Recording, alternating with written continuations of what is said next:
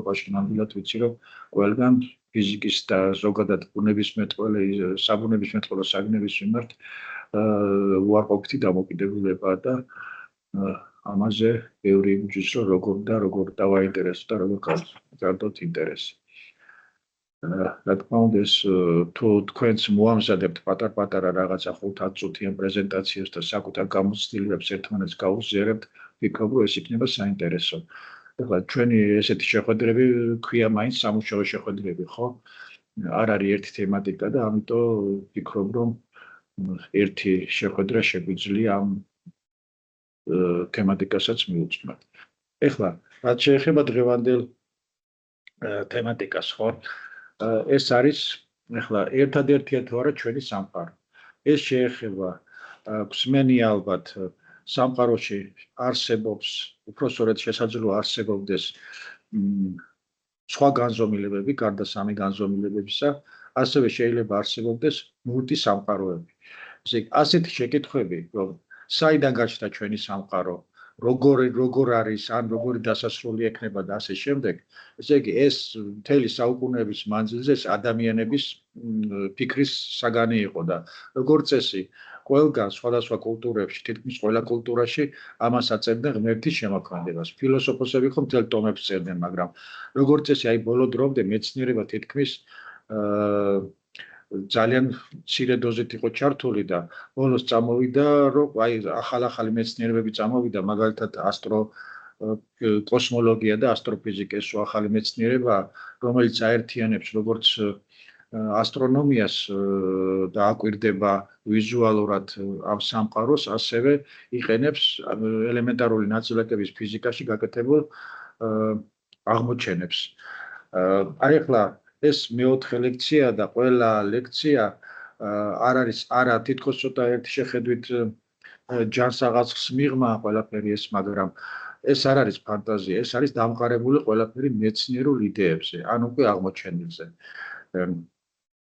სხვათა შორის აი ესეთი იდეა, ახლა მეოთხე ლექციაა ხო თქვი ეს და აი ამ 4-ვე ლექციიდან გარკვეული დოზით შეტანილია ის უკვე აღმოჩენები, რომელიც CERN-ში აი 2012 წლის მერე მოხდა და სწორედ აი 2025 წელს უпроსორად გაიცა ამაზე ერთ-ერთი ფიზიკაში, კი არა, საერთოდ მეცნიერებაში ერთ-ერთი უდიდესი პრემია, ეს არის მეცნიერებაში გარღვევის პრემია. ეს ეხებოდა ხილის ნაწილაკის აღმოჩენას, მის შესწავლას, კიდე ანტიმატერიის შესწავლას და ასე შემდეგ, სხვა ახალი ნაწილაკების აღმოჩენას და აი ეს უკვე ყველაფერი ძალიან აი ბოლო 10 წელწადში, 15 წელწადში, რაც ადამიანს ფანტასტიკად მიაჩნდა, უმრავლესობა თითქმის უკვე უმრავლესობა არა, რაღაც გარკვეული ნაწილი უკვე აღმოჩენილია და ეს მეცნიერულად დასაბუთებულია. ეხლა აი თვითონ დიდი აფეთქების თეორია, ეს უკვე ვიცით, რომ ერთ-ერთი კარგი თეორია არის სამყაროს წარმოშობისა. შესწავლილიც არის და მიდის შესწავლა ბირთვული კვლევების ევროპულ ცენტრში, მაგრამ აი ამ თეორიამ კიდე წამოჭრა ძალიან უამრავი ისეთი გადაუჭრელი კითხვები, რომელიც პასუხს მოითხოვს. აი ბევრს პასუხს ვცემთ, მაგრამ ის პასუხი კიდე აჩენს კიდე უამრავ კითხვებს. ამ კითხვებში ერთ-ერთი სწორედ ეს არის მრავალგანზომილებიანი სივრცეების არსებობა და მულტისამყაროების არსებობა. ეს ეხლა იგივე ეხლა აი ბარიონული ასიმეტრია ასეთი ეხლა ვცდილობ რომ ფიზიკოს ტერმინები ხშირად არ ვიხმარო, მაგრამ მაგალითად რატო არის ამ სამყაროში უფრო მეტი მატერია, ბარიონული მატერია, ასე ვთქვათ, ბარიონი ეს არის პროტონი და ნეიტრონი, ხო და მთელი ჩვენი სამყარო ვიცით ვაგებულია პროტონი, ნეიტრონი და ელექტრონი, ხო? მაგრამ უამრავი ნაწილაკებია კიდევ და ასევე დიდი აფეთქების საწყის ეტაპზე უნდა წარმოშობილიყო, როგორც ვიცით, წინა ლექციაზე ქონდა ანტიმატერიის სამყაროები. ის ანტიმატერია არ ვიცით ჯერჯერობით სად არის, ან არ არსებობს, ან ფიზიკა არ არის სწორი, ან სიტყვაზე არ არსებობს. ასევე ბარიონული მატერიის გარდა უნდა არსებობდეს შესაძლოა სხვა სახის მატერია.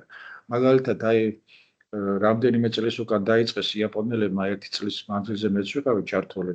უნდათ მიიღოთ, არ ვიცი, მიიღეს თუ არა ბოლო-ბოლო ლეპტონური მატერია.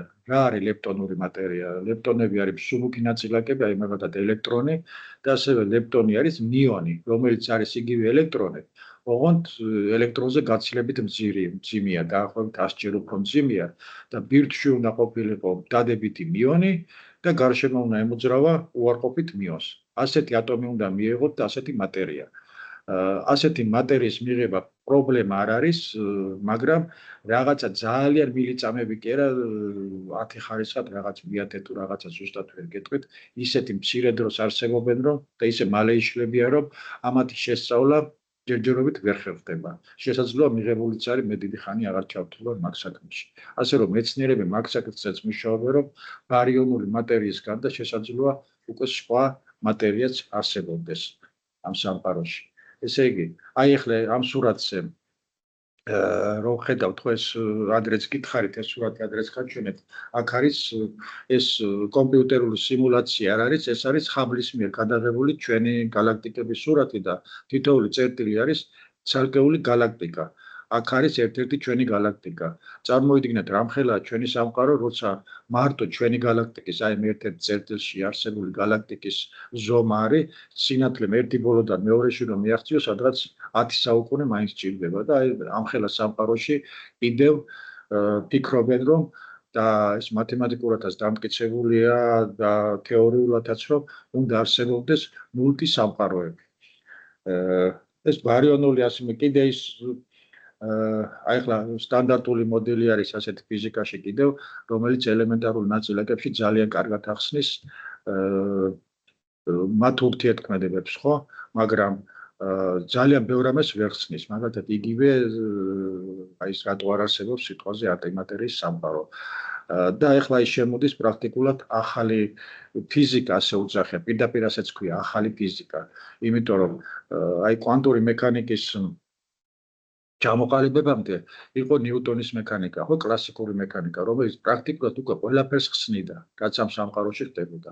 მერე რო აღმოჩნდა ეს ელემენტარული ნაწილაკები, ელექტრონი და ასე შემდეგ წამოვიდა, უკვე ნიუტონის მექანიკა მათში ვერაფერს ვერ ახსნიდა, წამოვიდა კვანტური მექანიკა. და სხვათა შორის საწყის ეტაპზე ამ კვანტურ მექანიკასაც ძალიან ეჭვს თვალით უყურებდნენ. ბევრს არ სჯეროდა ამისი ეს უკვე ეგონათ მათემატიკური მოდელირება. აი მაგალითად რო ავიღოთ აინშტაინი, ხო? აინშტაინს ნობელის პრემია მიღებული აქვს ფოტოეფექტის მოვლენაში და არა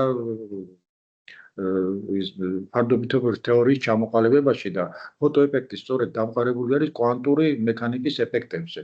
მაგრამ ბოლომდე არ სჯეროდა 55 წელს გარდაიცვალა 1955 და ბოლომდე არ სჯეროდა რომ ეს კვანტური მექანიკა რეალური ფიზიკა იყო, ეგონა რომ ეს იყო სულთა მათემატიკა. აი ეგევე რო ავიღოთ ახლა ჰოკინგი ალბათ ხსმენიათ ეს ერთ-ერთი ძალიან ცნობილი მეცნიერია, კოსმოსისა და შავი ხვრელების მკვლევარი იყო ერთ-ერთი რამდენიმე წელს უკვე გარდაიცვალა და მას სანაძლეოც კი ჰქონდა დადებული $100-ზე, რა თქმა უნდა, ახლა სიმბოლურად ეს რომ ჰიგსის ნაწილაკს ვერასდროს ვერ აღმოაჩენენო. ისიც ფიქრობდა, რომ ჰიგსის ნაწილაკი ეს იყო სულთა მათემატიკური მოდელი. მაგრამ მე მგონი სიცოცხლეში ვერ მოესწრო ამის აღმოჩენას. იგივე აი კვარკული მოდელები რო ავიღოთ, ხო, კვარკები ახლა წინა საუკუნის 60-იან წლებში ამ სტანდარტულმა მოდელმა მოითხოვა, რომ პროტონი და ნეიტრონი არ უნდა ყოფილიყო ელემენტარული ნაწილაკი და შემოიქმნეს კვარკული მოდელები. ეს კვარკული მოდელები იყო მათემატიკური მოდელი. მაგრამ დღეს როგორც ვიცით, ესე იგი კვარკები ვიცით რომ არსებობენ და ეს ყველაფერი რეალურია.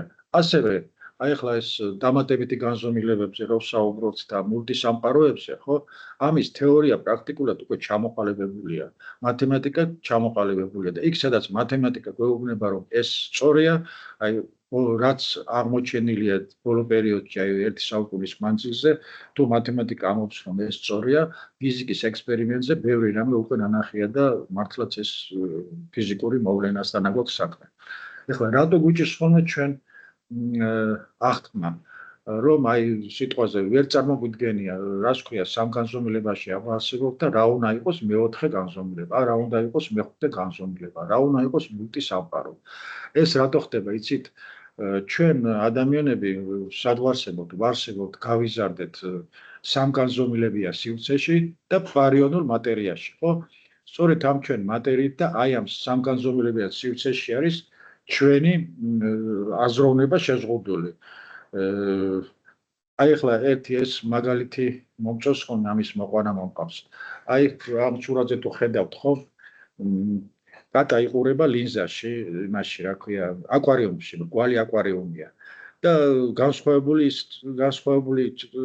თვალის სახე დიდად ჩანს, აი თუ კატა ახლა იქ მოძრაობას დაიწყებს, თუ ჩვენთვის პირდაპირ წავა იმ აკვარიუმი თევზისთვის ის რაღაცა წრეზე მიდის და ასე შემდეგ. აი სხვათა შორის ეს არის რეალური ცოტა გადახვევას გავაკეთებ.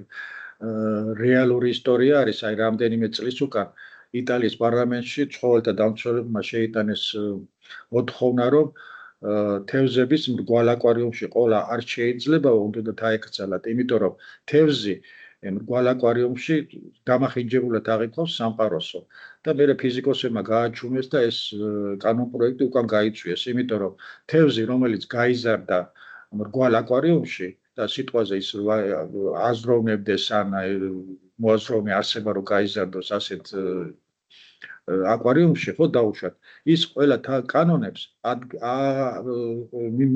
ყველა კანონი მისთვის არის რასაც ხედავს ხო და იმას თუ როგორც კი გადაიყვან ამ თევზს სიტყვაზე კვადრატულ აკვარიუმში იმისთვის რომ სამყარო საქმე იქნება სულ განსხვავებული და სულ უცხო და არავითარი კანონი უკვე იმისთვის აღარ იმუშავებს. აი ესე ვართ ჩვენს დაახლოებით რომ ჩვენ ვარსებობთ სამგანზომილებიან სივრცეში ბარიონულ მატერიაში და ჩვენთვის ცოტა ძალიან ძნელია აღქმა რა უნდა იყოს 4 განზომილება, 5 განზომილება და ასე შემდეგ. ეხლა საიდან წამოვიდა ეს რომ უნდა იყოს სამგანზომილებიანი სივრცეები. გსმენიათ ალბათ არის ასეთი თეორია, სიმების თეორია. სიმების თეორიას ახლა აქ სურათზე თქვენ ხედავთ პატარ-პატარა რაღაცა სივრცეებია, სადაც ირხევა ნაწილაკები და ხევის გამო იძეს ნაწილაკი მასას. ახლა აი ამ სურათს ერთხელ კიდევ მოვიყვან, როგორ არის ახლა გვაქვს ჩვენ მატერია შედგება მოლეკულებისაგან, მოლეკულები ატომებისაგან, ის ატომი კიდე ელექტრონი და ასე შემდეგ და ბოლო-ბოლო ჩავდივართ დღესდღეობით რაც ვიცით, კვარკებისაგან მოდის ყველაფერი, ხო?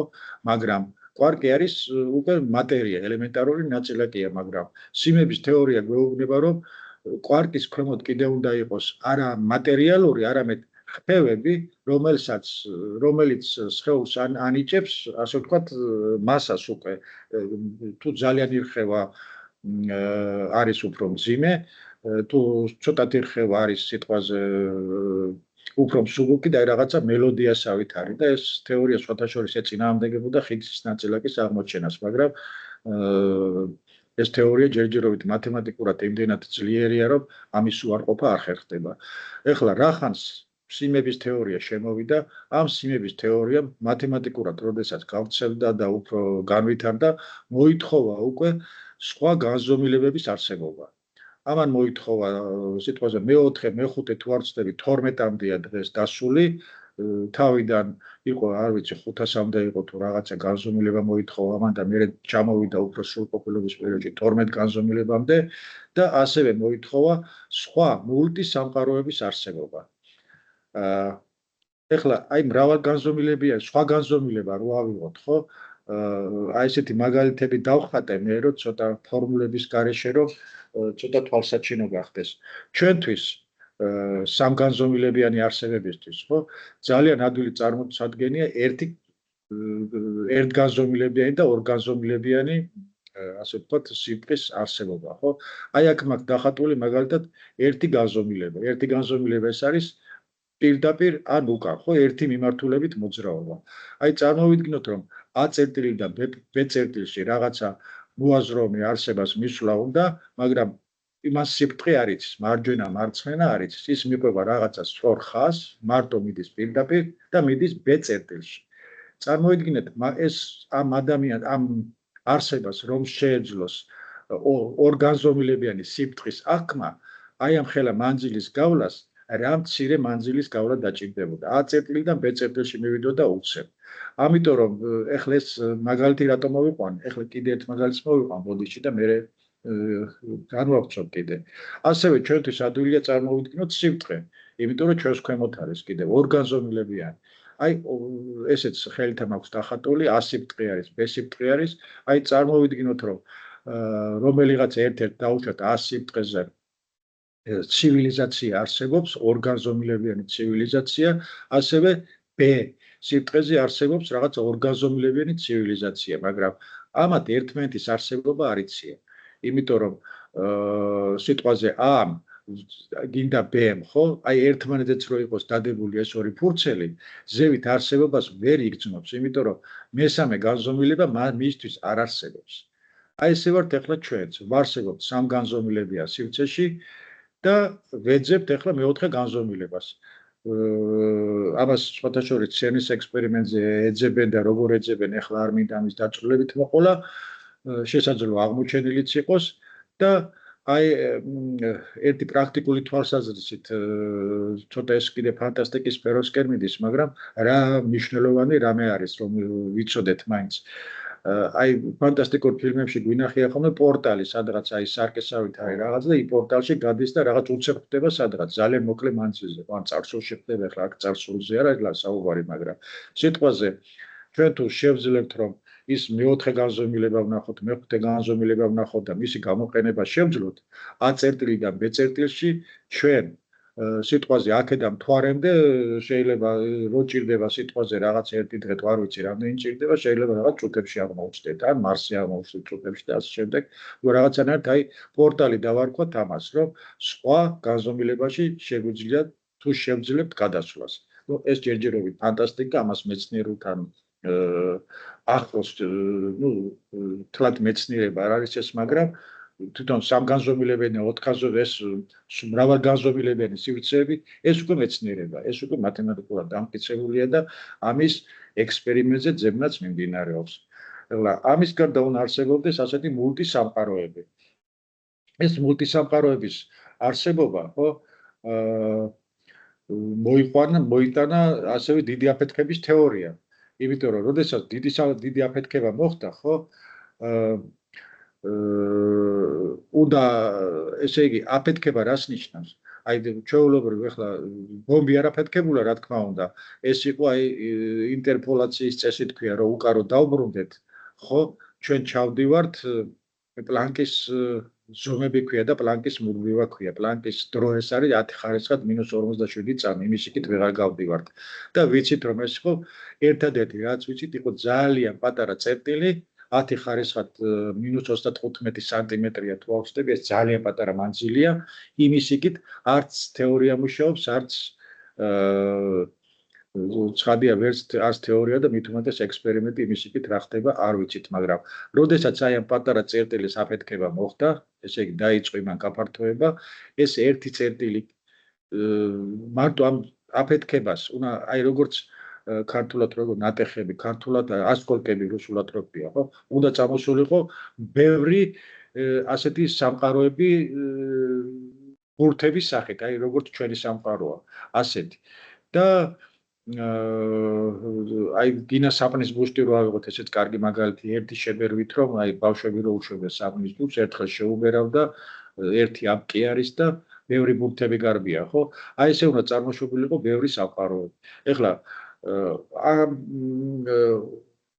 ეს სამყაროები უნდა ყოფილიყო ძალიან ბევრზეა საუბარი, მაგრამ უყურეთ როგორ არის, ვიცით რომ ჩვენი სამყარო ფართოვდება, ხო? ამიტომ შემოიყვანეს ანტიმატერია და ისა უხილავი ენერგია და უხილავი მატერია.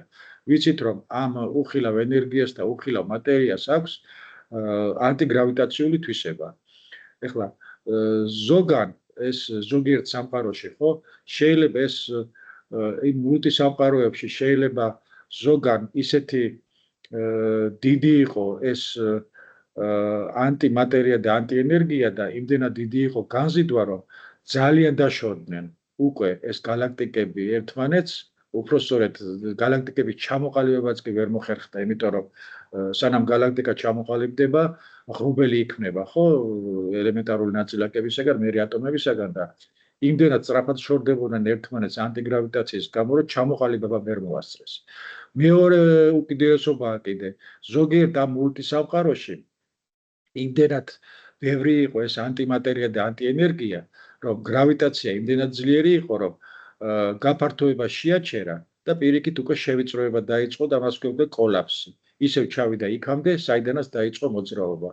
ასე ვთქვათ, თითქმის შავხრელად გადაიქცა, ხო, ძალიან მინის ზომებში და აი ახლა ჩვენ როგორ გაგვიმართლა, რომ ჩვენი სამყარო სწორედ იმდენი ანტიმატერია და იმდენი ანტიმატერია რას ქვია, იმდენი უხილავი ენერგია და უხილავი მატერია არსებობს ჩვენ სამყაროში, რომ სწორედ აი სიცოცხლისათვის საკმარისია, რომ არც კოლაფსი ხდება, უკან დაბრუნება და არც ჯერჯერობით ისე გაფართოება, რომ სიცოცხლე გაქრეს.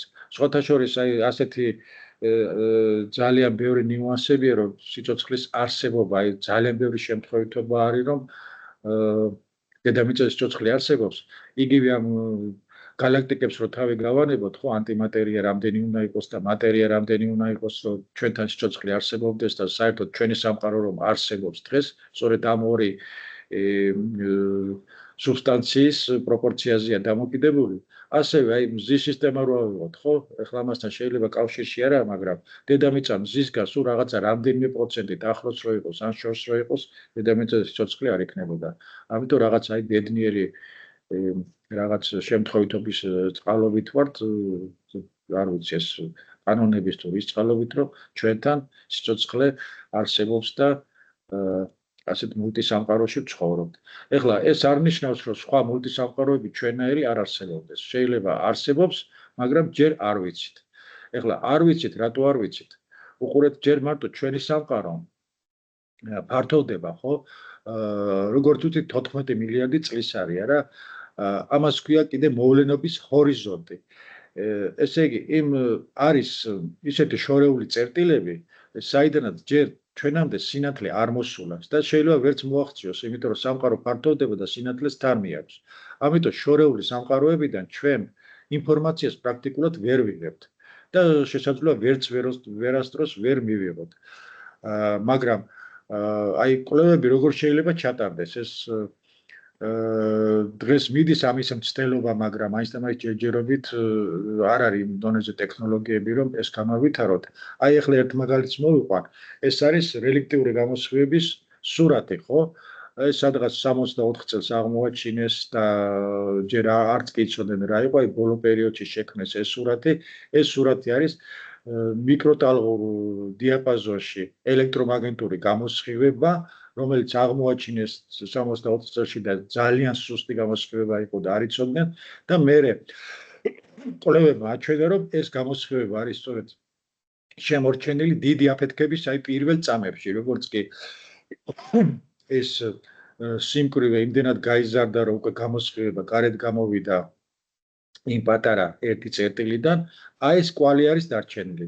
სწორედ აი ამ კვალის ერთ-ერთი მეთოდი არის სწორედ იმისა, რომ ჩვენი სამყარო სასაკირო ვიცით, აი ამ კვალის მიხედვით ვიცით, ჩვენი ამ სამყარო რა ასაკის არის და წარსულის შესწავლაც აი ამ რელიქტიური გამოსხივებით ხდება. მაგრამ არის კიდევ იდეა ასეთი და ძალიან რეალური იდეა, რომ გარდა იმისა, რომ ელექტრომაგნიტური გამოსხივება მოხდა პირველ მიკროწამებში, ასევე მოხდა გრავიტაციული გამოსხივება. აი ახლა ცდილობენ მეცნიერები, რომ დაიჭირონ სწორედ ის გრავიტაციული ტალღები და იმ გრავიტაციული ტალღებიდან აღადგინონ, თუ რა იყო ის პირველ წამებში, რა მოხდა, როგორ შეიქმნა ჩვენი სამყარო და აი ეს მულტისამყაროების გრავიტაციაც სავარაუდოდ ჩვენთან უნდა დაეხეტებოდეს სადღაც ჩვენ სამყაროში და თუ ამ გრავიტაციული ტალღების აღმოჩენა მოხდა, ალბათ მერე უფრო ფართო ინფორმაცია გვექნება, თუ რა არის ეს მულტისამყაროები და რას წარმოადგენს და საით არის. ჯერჯერობით ეს დღეისთვის ცოტა წარმოუდგენელი არ არის. აი რამდენიმე წლის უკან, 3-4 წლის უკან უკვე გრავიტაციულ ტალღებს დიდი ხანია ცდილობენ რომ აღმოაჩინონ და აი ორი დიდი შავი ხვრელის შეერთების შედეგად, რომელიც მოხდა 4,5 მილიარდი წლის უკან, ამის გრავიტაციული ტალღები დააფიქსირეს და ეს ორი შავი ხვრელის უფრო კარგად შესწავლა მოხდა ამის საფუძველზე და ამაზე ნობელის პრემიაც იყო გაცემული სხვათა შორის და ნუ ეხლა თუ დღევანდელი ტექნოლოგიით უკვე მოხდა ამის გრავიტაციული ტალღების დაფიქსირება, აი როგორც ასე ელექტრომაგნიტური ტალღების დაფიქსირება, ალბათ ახლო მომავალში ისე განვითარდება ტექნოლოგიები, რომ ამის გაუმჯობესებაც მოხდება და მცირე გრავიტაციული ტალღები მაშინდელი შემორჩენილი დავაფიქსიროთ. ძალიან უკვე ბევრი ინფორმაციას მივიღებთ, როგორც მულტისამყაროებზე, პარალელურ სამყაროებზე, ასევე პარალელური სამყაროები და სხვა განზომილებებზე, ასე ვთქვათ, როგორი არის, რაში შეიძლება მე რა გამოვიყენოთ, ან შევისწავლოთ და ასე შემდეგ. აი სულ ეს იყო ცოტა სწრაფად ვილაპარაკე, რომ დროში ჩავტეულიყავი. დიდი მადლობა ყურადღებისთვის და შეკითხვები თუ გაქვთ კიდევ, აქ შემიძლია გიპასუხოთ.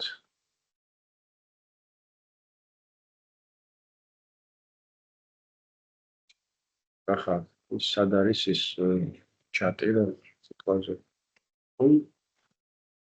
აქ არის ჩვენი ჩატი. შეკითხვები. ან ყველაფერი გაუგებარი იყო, ან ყველაფერი გასაგები, ხო? ეხლა აი ასეთ თემებზე ძალიან იშვიათად მიდის ხოლმე საქართველოში ლექციები და საუბარი, ხო და გავკადნიერდი და მაინც წავიკითხე, იმიტომ რომ მეტნაკლებად მაინც შეხება მაქვს ამ საკითხებთან. ძირითადად ეს არის ცერნის საკითხები. ეხლა უფრო ხშირად როგორც ვიცი, ეხლა მესწავლები ვარ გიაპონიაში ხოლმე დვალი მსგავს შეხვედრებს, მაგრამ ეხლა უარყოფითი არ არის, მაგრამ ხანდახან ფიზიკას ისე გაურევს ხოლმე და ისე ტერმინებს ხმარობს, რომ ცოტა გაუგებარია ხოლმე ჩემთვისაც. რა ექსპერიმენტი უნდა ჩატარდეს იმისათვის, რომ მიახლოებით მაინც დაასაბუთო, რომ ეს მრავალგანზომილებიანი სივრცე არსებობს. მაგალითად, ერთ-ერთი ექსპერიმენტი ასეთი სახის არის. ჯერ ტექნოლოგია არ ყოფნია, მაგრამ თვითონ ცელში, ხო, ორი ნაწილაკის დაჯახება ხდება ერთმანეთში, დაუშვათ. პროტონი პროტონს დაეჯახება. ამ ორი პროტონის დაჯახების შედეგად წარმოიქმნა უამრავი ნაწილაკი. ეს ენერგია გადადის ნაწილაკებში, მაგრამ საწყისი რა იყო, ჩვენ თუ ეს ვიცით, ხო, ენერგია ვიცით და ორი პროტონი იყო, მასა და ენერგია ვიცით. ამის შემდეგ რაც წარმოიქმნა, იგივე უნდა იყოს. ის რომ შევკრიბოთ, ხო, ნაწილაკების რაოდენობა. რო კრიბავინ არ გამოდის? უნდა გამოდის. ეგ არის სამწუხაროდ თუ საბედნიეროდ გამოდის. მაგრამ ჩვენ თუ ისეთი ენერგიაზე გავედით, ჯერჯერობით ეთყობა ენერგია არ ყოფნია, რომ რომელიმე ნაწილაკი სიტყვაზე გაძვრა ჩვენი პორტალიდან და გადავიდა მეოთხე განზომილებაში, ხო? ჩვენთვის ის ნაწილაკი დაიკარგება. აჯახების ექსპერიმენტები ხო უკვე ტარდება? ტარდება, მაგრამ ენერგია არ არის საკმარისი, რომ ის პორტალში გადავიდეს. მეოთხეში იქნება არც გადავა არასდროს მეოთხე. არ არის, არ ვიცი, ახლა მათემატიკა ჩვენ გვეუბნება, რომ მათემატიკურად ეს ასე უნდა იყოს.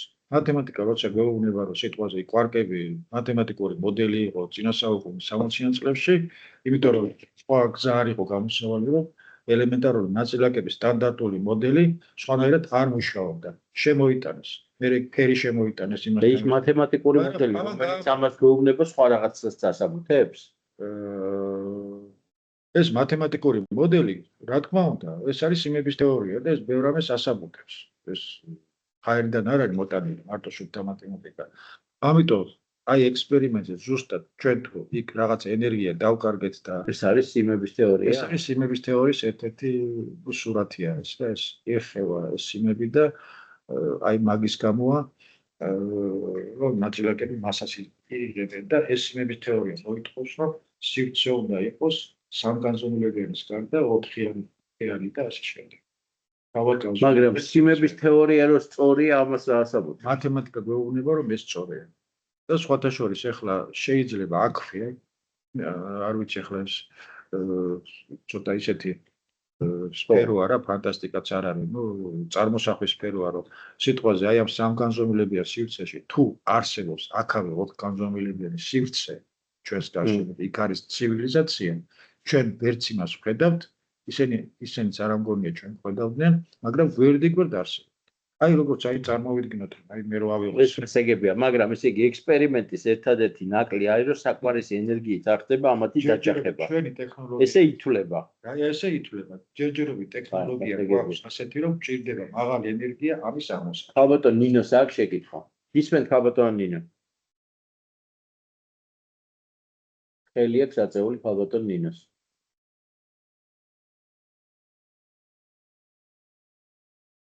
აი ახლა ამაზე რო ჩანს, ხო? რო არსებობდნენ. არ არის ჩართული მიკროფონი თქვენი? ნინოს არა აქ კოვაჩი. ჩართულია იქ და. ჩაირთო ხო? კი, აი ჩაირთო. ერთი წამით კომპიუტერიც მაქვს ჩართული, აქ მიკროფონი არ მაქვს შეერთებული და მოკლედ ტელეფონით ჩავერთე. მოგესალმებით პირველ რიგში, ძალიან საინტერესოა რა თქმა უნდა, როგორც ყოველთვის ასეთი მიმართულების თემები განსახილველად. ბატონო ნუგზარ, თქვენთან მაქვს შეკითხვაც რა პრინციპში. ყველაფერი გაუგებარი არისო, ან გასაგები ქედან დავიწყოთ. ისეთი თემები არის, რასაც თქვენ შეეხეთ, რომ ყველაფერი გასაგები ნამდვილად ვერ იქნება. იმიტომ ძალიან ბევრ კითხვას მოიცავს, კითხვა გვიჩნდება. ბატონ გია დვალის ლექციებისთვისაც, რაც ჩანაწერები არის ხოლმე სადმე და ვნახავ, რა თქმა უნდა, ყველას უსმენ შეძლების დაგვარად, რასაც პოულობ. და ერთ-ერთი ასეთი საჯარო ლექციისას, რომ მოусმინე, ზუსტად ამაზე იყო საუბარი სხვადასხვა განზომილებებზე და მოკლედ ჩვენს გვერდით რომ არსებობდესო აი პარალელური სამყარო, როგორც ახლა თქვენ აღნიშნეთ, ჩვენ ვერ უგრძნობთო, მაგრამო რაღაცნაირადო მაინცო ვიგრძნობდითო ამასო, ანუ დედამიწის ტოლი, ვთქვათ, პლანეტა თუ რაც იმ სხვა განზომილებაში ჩვენთან რომ გადაკვეთა რაღაცნაირად მოხდესო, რაღაცნაირადო ჩვენო ამას ვიგრძნობდითო. ნუ ეხლა ცოტა შეიძლება უტრირებულად ვსაუბრობ, მაგრამ დაახლოებით ასეთი შინაარსის იყო. ეხლა ჩვენთვის ამ სამგანზომილებიან სისტემაში მცხოვრები ადამიანებისათვის თან ვინც ასე არა ვართ ღრმად ჩახედული ამ მიმართულებით,